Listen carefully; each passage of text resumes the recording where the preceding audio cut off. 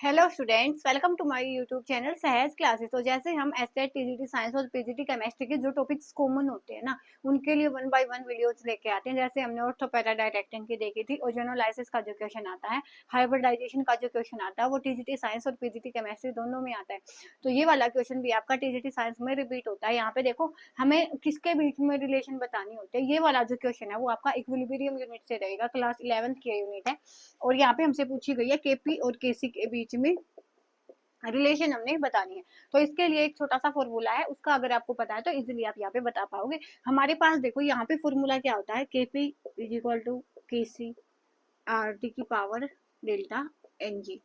अब यहाँ पे जो जो भी टर्म इंक्लूड होती है इनका आपको पता होना चाहिए। तो यहाँ पे हमारे पास केपी क्या होता है, इक्विलिब्रियम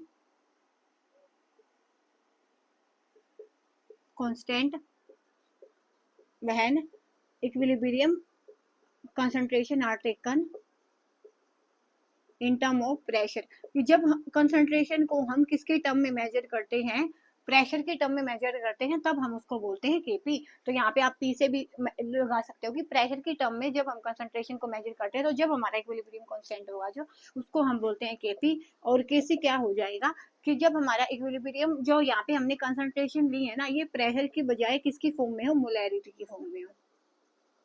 तो सेम ये क्या हो जाएगा कि equilibrium constant when equilibrium concentration are taken in term of molarity, तो उसको हम बोलते हैं केसी। आर हमारे पास क्या रहेगा, गैस कांस्टेंट रहेगा,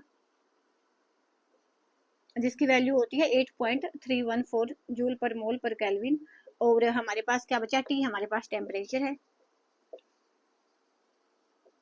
उसके बाद डेल्टा एनजी, डेल्टा एनजी की वैल्यू क्या होती है, इनको मिला लेते हैं।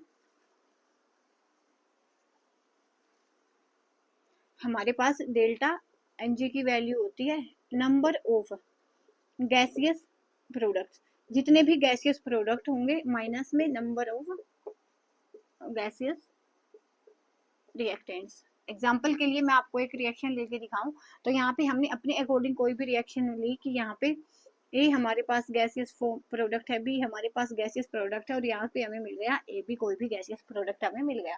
तो यहाँ पे हमारे पास देखो डेल्टा एन जी हम कैसे निकालेंगे, नंबर ऑफ गैसियस प्रोडक्ट्स। तो यहाँ पे देखो गैसियस कितने प्रोडक्ट है, एक ही है तो 1, माइनस में नंबर ऑफ गैसियस रिएक्टेंट, तो यहाँ पे 1 और 2 है तो 2, तो यहाँ पे जो रिएक्शन वैल्यू निकल के आएगी डेल्टा एन जी की, वो -1 निकल के आएगी। तो अगर इस इक्वेशन का हम लिखना चाहें तो क्या आएगा, के पी इज इक्वल टू के सी आर टी और इसकी पावर -1, क्योंकि डेल्टा एन जी की वैल्यू हमारे पास 1 आई है। ऐसे आपने इसको निकालना है। तो ये वाले दो क्वेश्चन आए हुए हैं, इनको एक बार हम डिस्कस कर लेते हैं।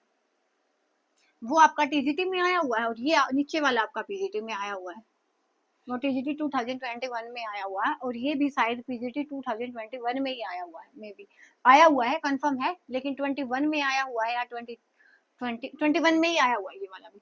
तो यहाँ पे देखो हमारे पास फर्स्ट क्या है, N2 गैसियस, 3H2 गैसियस, और यहाँ से हमें मिला क्या, 2NH3 गैसियस।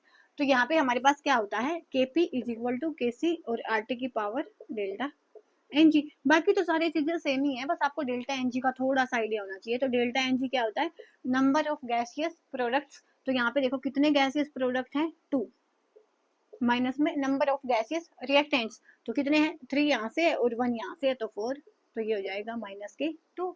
तो डेल्टा एन जी की वैल्यू आई हमारे पास -2।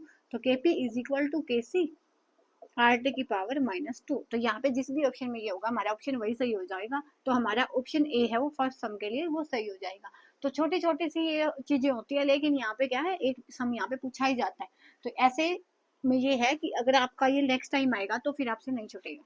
तो उसके बाद सेकंड जो हमारे पास है, ये पीजीटी में आया हुआ है,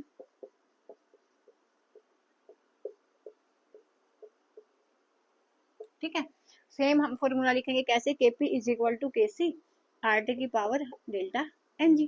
तो डेल्टा एन जी के लिए सेम हम वही निकाल लेंगे। हमारे पास क्या है, नंबर ऑफ गैसियस प्रोडक्ट्स, तो कितने हैं, 2, माइनस में नंबर ऑफ गैसियस रिएक्टेंट, तो 1 यहाँ से, 2 यहाँ से, 3, तो क्या हो जाएगा, -1।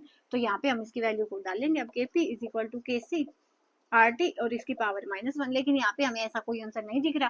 तो यहाँ पे कैसे लिख के दिया है कि के सी -1 है, तो इट मीन हम इसको ये लिख सकते हैं के सी बाई आर टी। तो ऑप्शन 3 है हमारा, वो करेक्ट हो जाएगा।